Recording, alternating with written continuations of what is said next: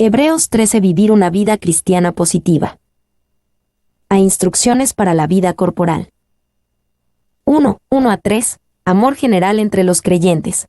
Expresen amor fraternal. Permanezca el amor fraternal. No os olvidéis de la hospitalidad, porque por ella algunos, sin saberlo, hospedaron ángeles. Acordaos de los presos, como si estuvierais presos juntamente con ellos, y de los maltratados, como que también vosotros mismos estáis en el cuerpo.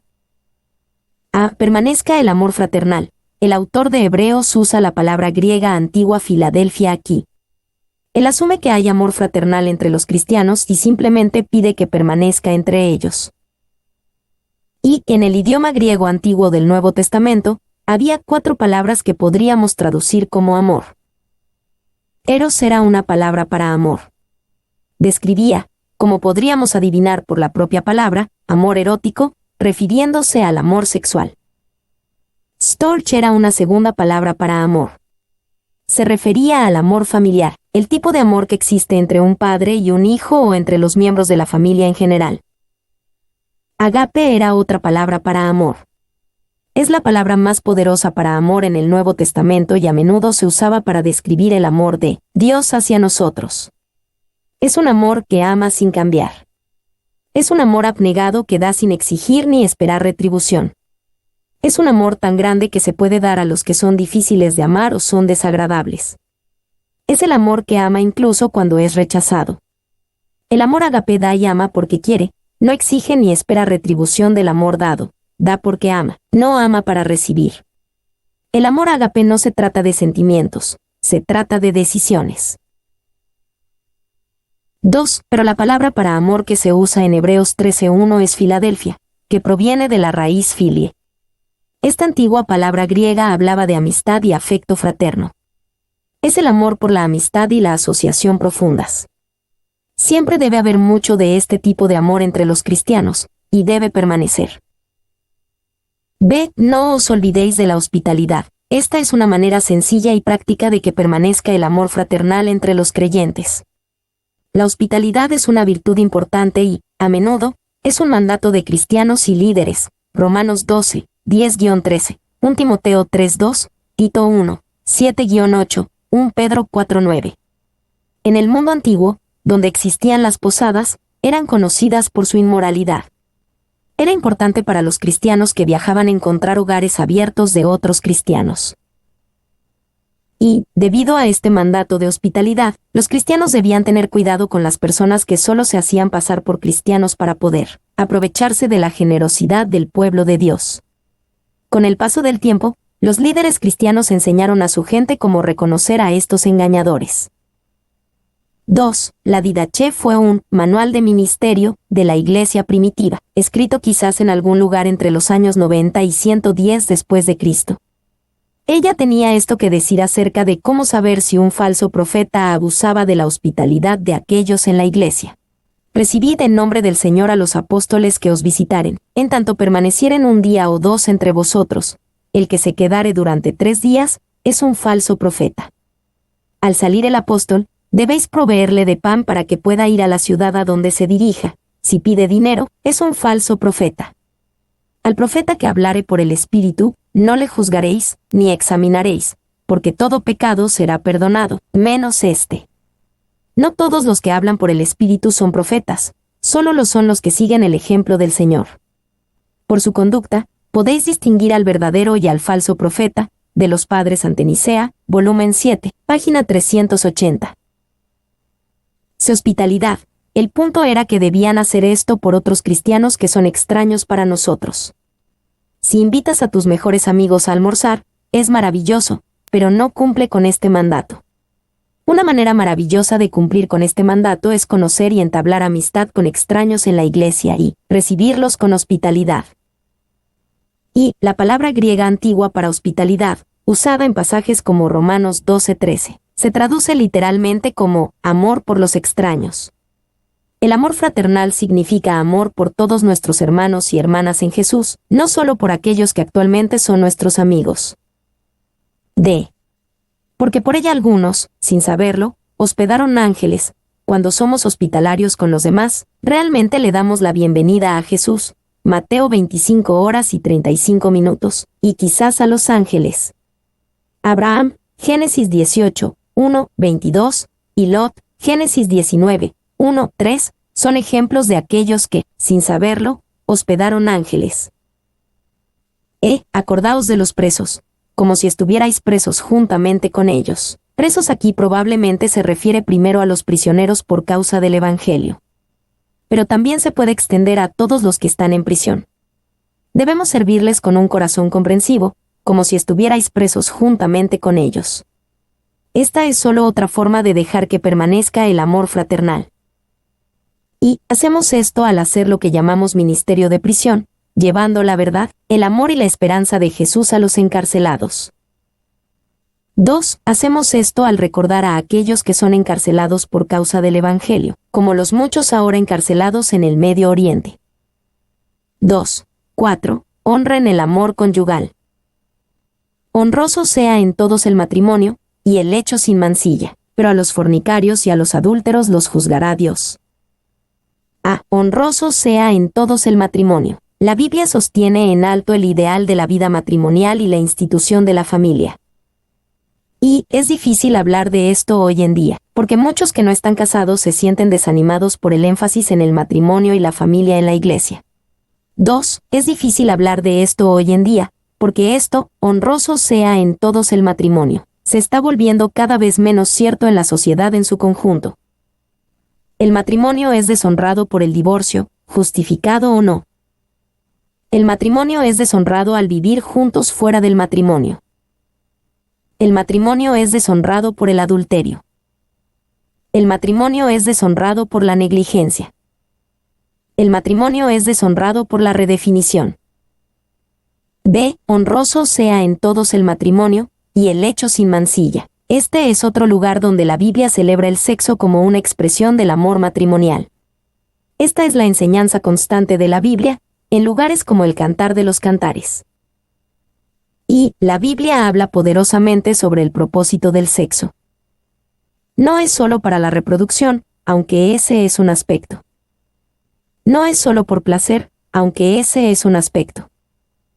El propósito principal es unir una relación de una sola carne. Esto es lo que le da sentido al sexo, más allá de una experiencia placentera. Esto es lo que Dios ofrece en la expresión sexual según su voluntad, lo que el mundo no puede ofrecer ni igualar. 2. Con esta perspectiva, vemos por qué Dios ordena lo que ordena con respecto al sexo y por qué Dios dice, y el lecho sin mancilla. También explica por qué el enemigo de nuestras almas quiere hacer todo lo posible para fomentar el sexo fuera del lecho matrimonial y quiere hacer todo lo posible para desalentar el sexo dentro del lecho matrimonial. Los cristianos deben reconocer esta estrategia y no darle un punto de apoyo.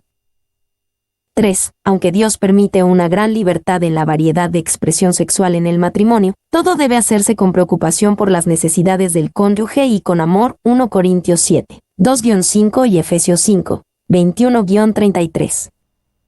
C. A los fornicarios y a los adúlteros los juzgará Dios. Así como la Biblia celebra la expresión sexual en el matrimonio, también condena el sexo fuera del compromiso matrimonial.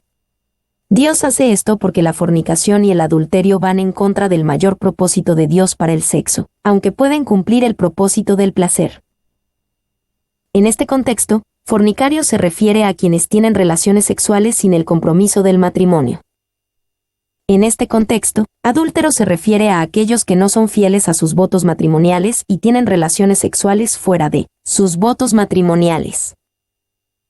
Y la fornicación y el adulterio no son sinónimos en el Nuevo Testamento. El adulterio implica la infidelidad de cualquiera de las partes al voto matrimonial, mientras que la palabra traducida como fornicación cubre una amplia gama de irregularidades sexuales. Brace.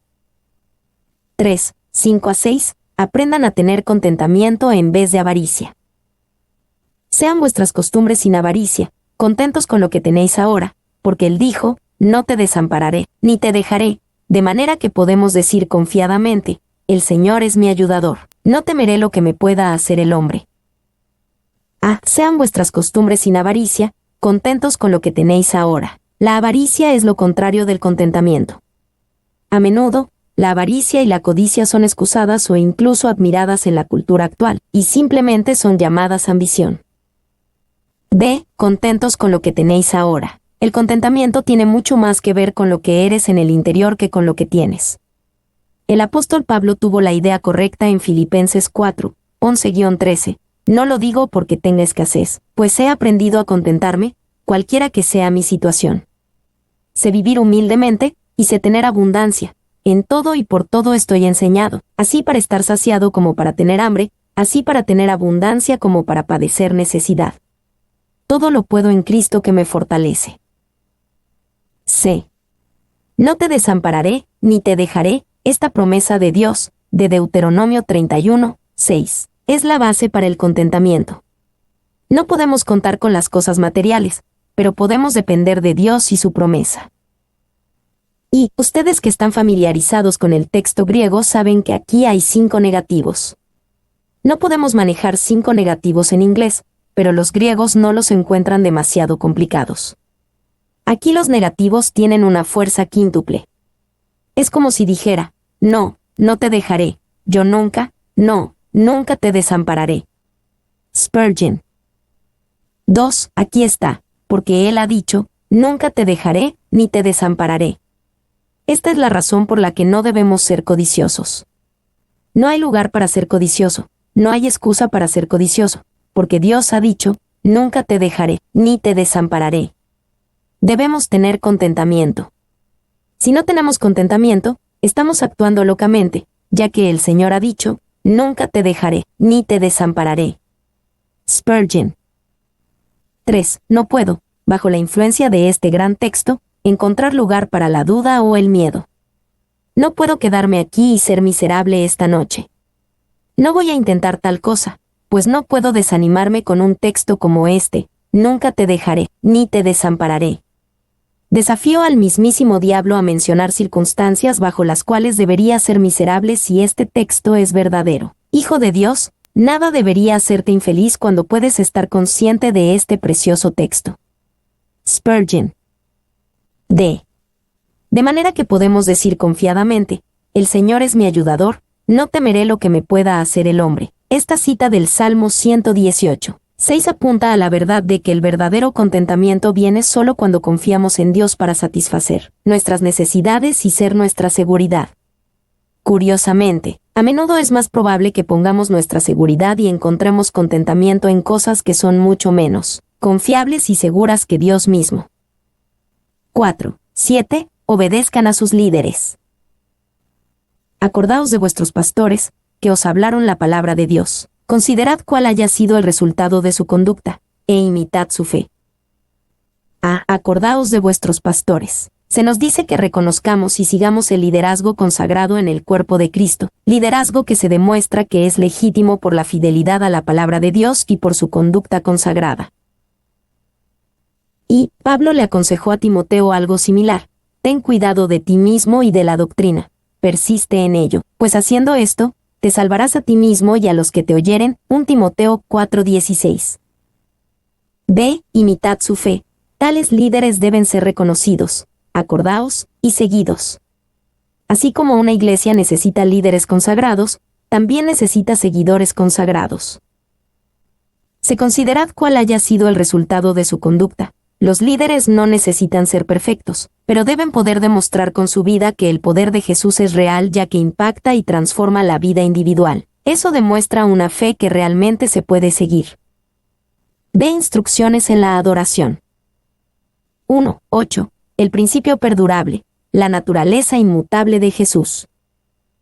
Jesucristo es el mismo ayer, y hoy, y por los siglos. A. Jesucristo es el mismo, la naturaleza inmutable, que los teólogos llaman inmutabilidad. De Jesucristo podría inferirse de su deidad, incluso si no se declara explícitamente. Dios no cambia a lo largo de las edades, tampoco lo hace Jesús, que es Dios. B. Ayer, y hoy, y por los siglos. Su naturaleza inmutable proporciona una medida para toda la conducta cristiana, particularmente en la palabra y en la adoración. No debemos esperar algo completamente nuevo, como si fuera de un nuevo Jesús. La naturaleza de Jesús, tal como se revela en la Biblia, es la misma naturaleza de Jesús que debería verse en la Iglesia hoy. 2. 9 a 14. Seguir al Jesús rechazado. No os dejéis llevar de doctrinas diversas y extrañas, porque buena cosa es afirmar el corazón con la gracia, no con viandas, que nunca aprovecharon a los que se han ocupado de ellas. Tenemos un altar, del cual no tienen derecho de comer los que sirven al tabernáculo. Porque los cuerpos de aquellos animales cuya sangre a causa del pecado es introducida en el santuario por el sumo sacerdote, son quemados fuera del campamento. Por lo cual también Jesús, para santificar al pueblo mediante su propia sangre, padeció fuera de la puerta. Salgamos, pues, a él, fuera del campamento, llevando su vituperio, porque no tenemos aquí ciudad permanente, sino que buscamos la porvenir. No os dejéis llevar de doctrinas diversas y extrañas. Nunca faltan doctrinas diversas y extrañas en la Iglesia. Las que se tienen específicamente en mente aquí parecen tratar con un regreso a las ceremonias y leyes mosaicas, que fueron cumplidas en Jesús. B. Porque buena cosa es afirmar el corazón con la gracia. Nuestros corazones solo serán afirmados por la gracia. Somos afirmados por una comprensión y apropiación de la aprobación inmerecida de Dios hacia nosotros, y no por una aprobación asumida, obtenida al mantener una lista de reglas, no con viandas, que nunca aprovecharon a los que se han ocupado de ellas. C. Tenemos un altar, del cual no tienen derecho de comer los que sirven al tabernáculo. Sus amigos y parientes que permanecieron en el judaísmo tradicional etiquetaron a estos judíos cristianos como ilegítimos porque no continuaron con el sistema levítico. Pero el escritor de Hebreos insiste en que tenemos un altar, y es un altar al que aquellos que se aferran al sistema levítico no tienen derecho. Y, en esencia, nuestro altar es la cruz, la pieza central del Evangelio y el entendimiento cristianos. 1 Corintios 1, 18-24, 2, 1, 5. De Jesús, padeció fuera de la puerta.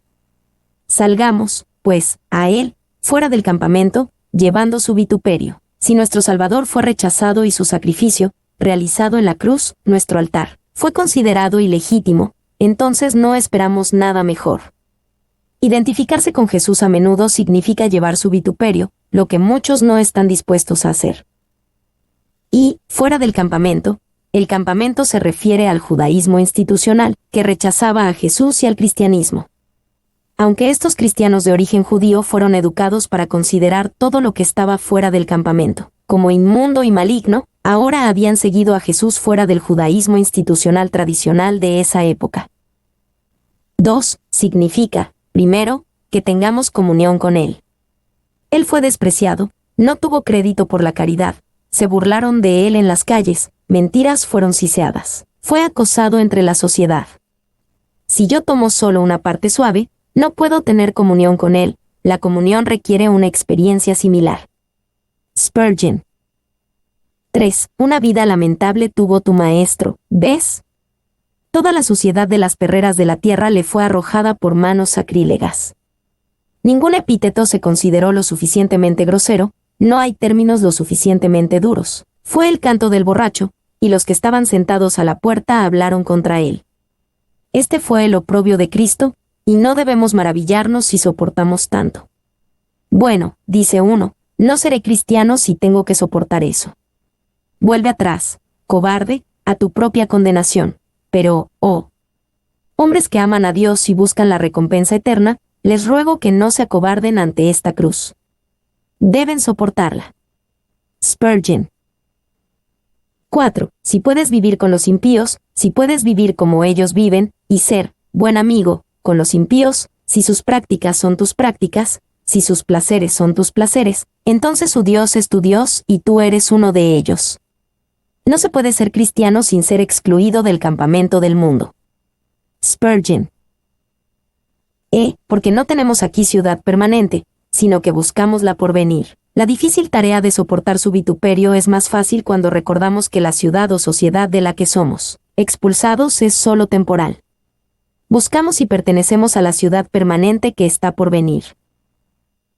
Y, al llevar su vituperio, enfrentamos grandes dificultades y sufrimientos. La buena noticia es que para aquellos que soportan su vituperio, este mundo es el peor que jamás tendrán. Para los cobardes que le dan la espalda a Jesús, esta vida es la mejor que jamás tendrán. 3. 15 a 16, nuestro sacrificio. Así que, ofrezcamos siempre a Dios, por medio de Él, sacrificio de alabanza, es decir, fruto de labios que confiesan su nombre. Y de hacer bien y de la ayuda mutua no os olvidéis, porque de tales sacrificios se agrada a Dios. Así que, ofrezcamos siempre a Dios, por medio de Él, sacrificio de alabanza, debido a que tenemos un altar, la cruz, y tenemos un sumo sacerdote, Jesús, siempre debemos ofrecer sacrificios. Sin embargo, no son los sacrificios sangrientos del antiguo pacto, sino el sacrificio de alabanza, el fruto de labios. Y el autor de Hebreos explica varios elementos esenciales para una alabanza adecuada. La alabanza que agrada a Dios es ofrecida por medio de Él, es decir, por Jesucristo, sobre la base de su justicia y su complacencia a Dios. La alabanza que agrada a Dios se ofrece continuamente, para que siempre lo estemos alabando. La alabanza que agrada a Dios es un sacrificio de alabanza, ya que puede ser costoso o inconveniente. La alabanza que agrada a Dios es el fruto de labios, más que pensamientos dirigidos a Dios. Se habla al Señor, ya sea en prosa o en cántico. Lo que procede de los labios se considera fruto, que revela el carácter de su fuente, como el fruto de un árbol revela la naturaleza del árbol. Guthrie. 2. Los corazones amorosos deben hablar. ¿Qué pensaría usted de un esposo que nunca sintió el impulso de decirle a su esposa que la amaba? O de una madre que nunca tuvo la necesidad de descargar su corazón de su ternura, incluso quizás en los inarticulados cantos sobre el niño pequeño que apretó contra su corazón? Me parece que un cristiano tonto, un hombre que está agradecido por el sacrificio de Cristo y nunca siente la necesidad de decirlo, es una anomalía tan grande como cualquiera de estos que he descrito. Maclaren. 3. Entonces, debemos pronunciar alabanzas a Dios, y no es suficiente sentir emociones de adoración. Spurgeon. B. Y de hacer bien y de la ayuda mutua no os olvidéis, porque de tales sacrificios se agrada a Dios. La alabanza no es el único sacrificio que agrada a Dios. También agradamos a Dios con sacrificio cuando nos acordamos de hacer bien y de la ayuda mutua. La alabanza y la adoración son importantes, pero la obligación del cristiano no termina ahí. 4. 17. Sigan a sus líderes. Obedeced a vuestros pastores, y sujetaos a ellos, porque ellos velan por vuestras almas, como quienes han de dar cuenta, para que lo hagan con alegría, y no quejándose, porque esto no os es provechoso. Obedeced a vuestros pastores, y sujetaos a ellos, debemos sujetarnos a los líderes que Dios nos da, suponiendo que tengan el carácter mencionado en Hebreos 13:7. Simplemente se nos dice que obedezcamos a pastores. Al hablar con la autoridad de la palabra de Dios, los líderes tienen derecho a decirnos cómo vivir y caminar en pos de Dios. Y, lamentablemente, algunos llevan demasiado lejos la idea de someterse a los líderes de la iglesia. El movimiento de pastoreo fue un claro ejemplo de este tipo de abuso, que muchos parecen agradecer, queriendo que alguien más sea responsable de sus vidas. Un maestro debe enseñarnos a someternos a Dios, no a él mismo. Chuck Smith. B. Como quienes han de dar cuenta. Obedecemos y nos sujetamos a nuestros líderes porque Dios los puso en un lugar de responsabilidad y rendición de cuentas sobre nosotros. Por supuesto, esto no alivia la responsabilidad individual, pero impone una responsabilidad adicional a los líderes. C. Para que lo hagan con alegría, y no quejándose, porque esto no os es provechoso. La conducta cooperativa no solo es una alegría para los líderes, sino que es provechosa para todo el cuerpo. Es por nuestro propio bien que debemos obedecer y sujetarnos a los líderes designados por Dios. Observaciones finales. 1. 18 a 19. Una petición de oración. Orad por nosotros, pues confiamos en que tenemos buena conciencia, deseando conducirnos bien en todo. Y más os ruego que lo hagáis así, para que yo os sea restituido más pronto. Orad por nosotros. El escritor de Hebreos consideraba importante que otros oraran por él. Todos necesitamos y debemos recibir las oraciones de los demás. Y que, en la gramática de la lengua griega antigua, orad está en el tiempo del verbo imperativo presente. indica actividad continua e implica que ya estaban orando por él. B. Para que yo os sea restituido más pronto, obstáculos impedían que el escritor se reuniera con sus lectores. Sabía que la oración podía eliminar esos obstáculos. Y más os ruego que lo hagáis así, en lo que respecta al escritor de Hebreos, sus oraciones determinaban si él se reunirá con ellos y cuándo. Esto muestra cuán seriamente consideraba sus oraciones por él. 2. 20-21, se pronuncia una bendición. Y el Dios de paz que resucitó de los muertos a nuestro Señor Jesucristo, el gran pastor de las ovejas, por la sangre del pacto eterno, os haga aptos en toda obra buena para que hagáis su voluntad, haciendo él en vosotros lo que es agradable delante de él por Jesucristo, al cual sea la gloria por los siglos de los siglos. Amén. Y el Dios de paz. Esta es una bendición en el estilo de la bendición sacerdotal de Números 6, 22-27. Jehová te bendiga, y te guarde. Jehová haga resplandecer su rostro sobre ti, y tenga de ti misericordia. Jehová alce sobre ti su rostro, y ponga en ti paz. Y, después de pedir a sus lectores que oren por él, el escritor de Hebreos ora por sus lectores.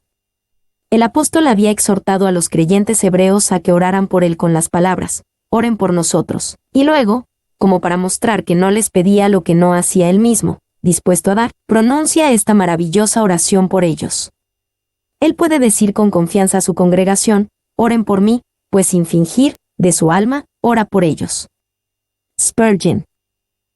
B. Y el Dios de paz. En esta bendición, Dios es reconocido primero en sus atributos: paz, poder, que resucitó de los muertos, cuidado amoroso, el gran pastor, y amor eterno, por la sangre del pacto eterno. Y algunos toman la idea del pacto eterno como que expresa el pacto que existía antes de la fundación del mundo, entre las personas de la deidad, trabajando juntas para la salvación del hombre.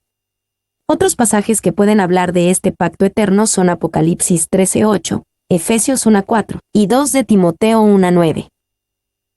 2. Sin embargo, algunos simplemente toman el pacto eterno como otro nombre para el nuevo pacto.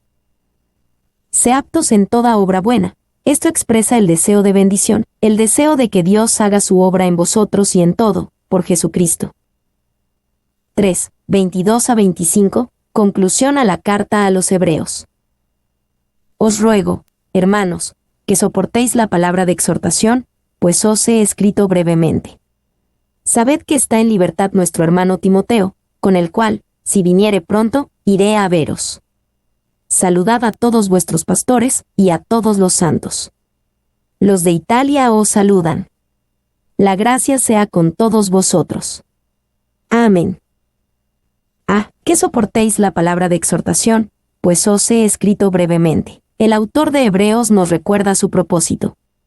Su deseo era escribir palabra de exhortación para animar a los cristianos desanimados, tanto en aquel entonces como ahora. Y, en Hechos 13:15, la frase palabra de exhortación se refiere a un sermón. Quizás el autor de Hebreos quiere decir en Hebreos 13:22 que da a sus lectores un sermón escrito. B. Sabed que está en libertad nuestro hermano Timoteo, con el cual, si viniere pronto, iré a veros. Estas últimas palabras nos dan algunas pistas tentadoras de la identidad del escritor. Pero estas palabras solo nos dicen que el escritor conocía a Timoteo y que planeaba visitar a sus lectores pronto. También nos dice que sus lectores radicaban en Italia. Los de Italia os saludan, probablemente en la ciudad de Roma. C. La gracia sea con todos vosotros. Este es un final apropiado para un libro que documenta el pasar del antiguo pacto y la institución del nuevo pacto. La gracia sea con todos vosotros en verdad, bajo lo que Dios ha dado por medio del Salvador superior, Jesucristo,